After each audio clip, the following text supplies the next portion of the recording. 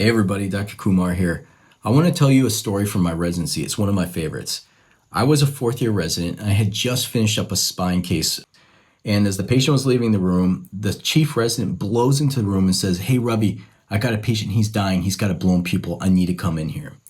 A blown pupil is where one of the pupils dilates and it's a sign of an expanding mass within the skull that's pushing the brain down and damaging it. If you don't operate on this quickly, the patients die. It's a sign of impending death, essentially. So I said, yeah, come on, we'll clean the room, bring him in here. So we start cleaning the room, and pretty soon the chief resident flies into the room with this patient on a gurney. He lifts his eyelid, and sure enough, one of the pupils is dilated. But then he lifts the other one, and the other pupil's dilated. This is called bilateral blown pupils. And it is the sign of someone dying within seconds, essentially. It's almost never recoverable because you usually see it in the ER or out in the field. And the chance of getting to the OR and fixing it in time is essentially nil. But here was something different. We had this patient in the OR and it had just happened. So the chief resident yells out, "Get me a scalpel, get me a drill." And then he pours a ball of iodine over the patient's head. And I was like, "Hey, what are you doing? We haven't cleaned the head. We need to prep and drape and everything." And he's like, "Ravi, if we don't do this now, this guy's gonna die." So he takes the scalpel and he cuts the scalp like that and flips the scalp down off the skull. And he says, "Ravi, drill a hole right here, quickly."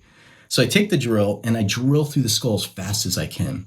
And as soon as I get through, blood just geysers out. It was under so much pressure. He was in a motorcycle accident, had cracked the bone, ruptured an artery, and accumulated this mass of blood that was destroying his brain, essentially.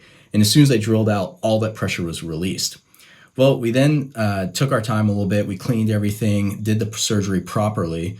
When we were finished, we opened his eyes and both his pupils were back to normal. It was amazing.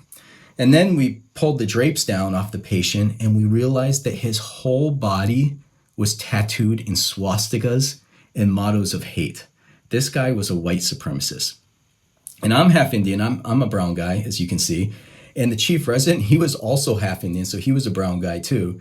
So two brown guys had just saved this guy's life. He went on to make an amazing recovery and he walked out of the hospital.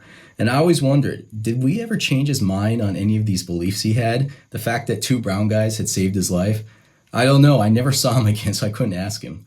But hey, if you want to hear more from me, I tell a lot of stories like this, and I usually connect it with things that we can learn from about optimizing our health or living a better life.